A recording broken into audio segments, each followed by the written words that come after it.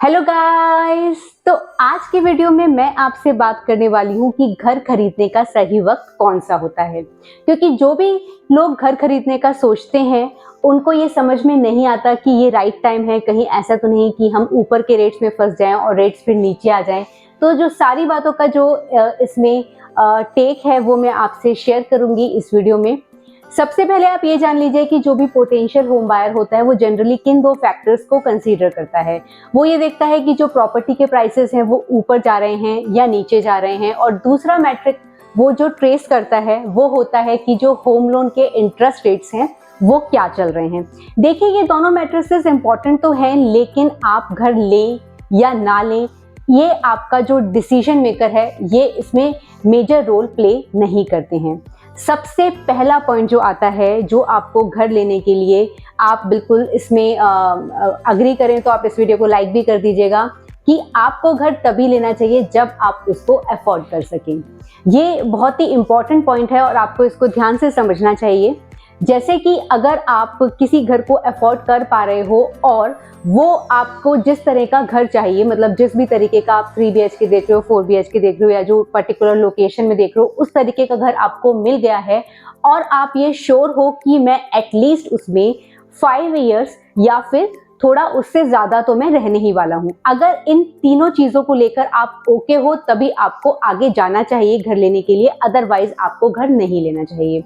जो मैंने पॉइंटर्स बताए कि अगर आप अफोर्ड नहीं कर सकते हो उस घर को, और आप आज इस वजह से आप ले रहे हो कि आज ये घर मतलब ये है कि इतना अट्रैक्टिव प्राइस इसका लग रहा है, और अभी 2 साल बाद ये बोला जा रहा है कि इसका जो रेट है वो डबल हो जाएगा, इस वे में आपको नहीं लेना चाहिए। आपको घर तभी लेना चाहिए जब आप उसमें लॉन्ग टाइम तक रुको, क्योंकि एक जो घर होता है अगर आप उसमें शॉर्ट टाइम के लिए रुकते हो तो आपको वो उतना बेनिफिट नहीं देता है।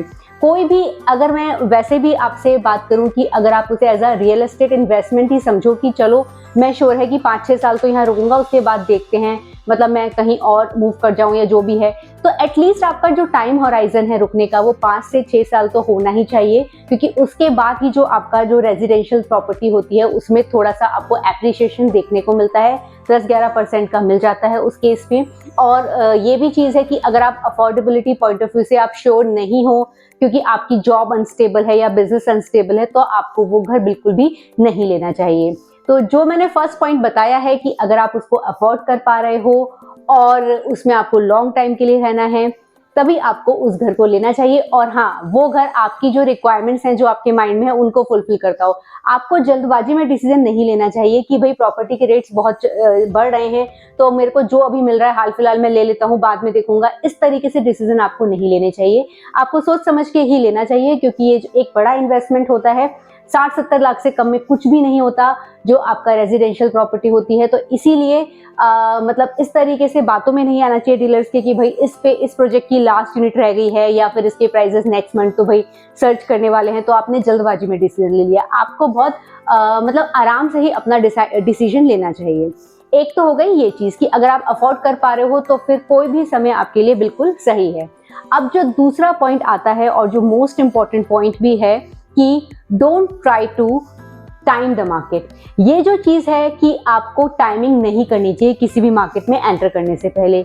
ये आपका इक्विटी मार्केट हो गया, चाहे वो रियल एस्टेट वाला मार्केट हो गया, दोनों के लिए ही एकदम ट्रू है।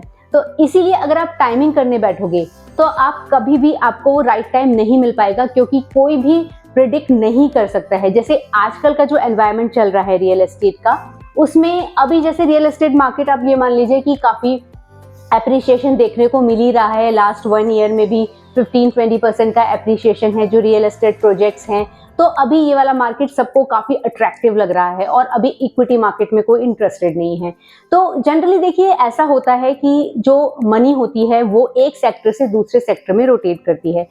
अभी इक्विटी मार्केट परफॉर्म नहीं कर रहा है तो जो बड़े इन्वेस्टर्स होते हैं वो अपना पैसा इक्विटी मार्केट से शिफ्ट करके रियल एस्टेट मार्केट में लगा देते हैं।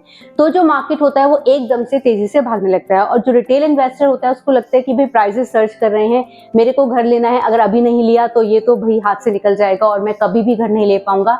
तो ये माइंडसेट आपको अपना चेंज करना होगा, क्योंकि देखिए जो इन्वेस्टर होता है वो तो क्या करेगा कि अपना पैसा लगाएगा और जब उसको प्राइजेस मिलेंगे वो वहां से एग्जिट कर जाएगा, 1 साल 2 साल जो भी उसका टाइम होराइजन होगा। लेकिन आप तो रहने के लिए ले रहे हैं, लॉन्ग टर्म के लिए ले रहे हैं, तो आपको ऐसा नहीं सोचना चाहिए कि भाई प्राइसेस हमेशा ही बढ़ते रहेंगे। कोई भी सेक्टर होता है, जैसे अभी ये जो है रियल एस्टेट सेक्टर परफॉर्म कर रहा है तो अभी इसका अपवर्ड डायरेक्शन में जा रहा है। एक टाइम आएगा जब ये कंसोलिडेशन में जाएगा और फिर एक बेस क्रिएट करेगा और फिर ऊपर जाएगा। तो इसीलिए ऐसा नहीं है कि यही मार्केट भाई आज के दिन नहीं लिया तो मैं कल नहीं ले पाऊंगा। पॉइंट वही आ जाता है घूम फिर कर कि अगर आप अफोर्ड कर सकते हो तो आप जो हाई प्राइसिंग वाला मार्केट है उसमें भी एंटर कर सकते हो, और अगर अभी अफोर्ड नहीं कर सकते हो तो आपको रुकना चाहिए और थोड़ा वेट करना चाहिए जब प्राइसेस थोड़े से कंसोलिडेशन में आए। तो ये जो पॉइंट्स हैं ये मैंने आपको बता दिए हैं, और इन पॉइंट्स को ही आपको माइंड में रख के अपना डिसीजन लेना चाहिए। ऐसा नहीं सोचना चाहिए कि भाई ये मार्केट तो हमेशा ही ऊपर जाने वाला है और हम कभी घर नहीं ले पाएंगे। कंसोलिडेशन हर एक पीरियड में आता है, तो जब भी आपकी अफोर्डेबिलिटी हो आप घर ले सकते हो, किसी भी मार्केट में कोई भी एसेट क्लास में आप एंटर कर सकते हो। तो यही मेरा वीडियो था आज का, और अगर आपको ये वीडियो पसंद आया हो तो इस वीडियो को लाइक, शेयर और इस चैनल को सब्सक्राइब कर लीजिए। मिलते हैं किसी और वीडियो के साथ। Bye bye.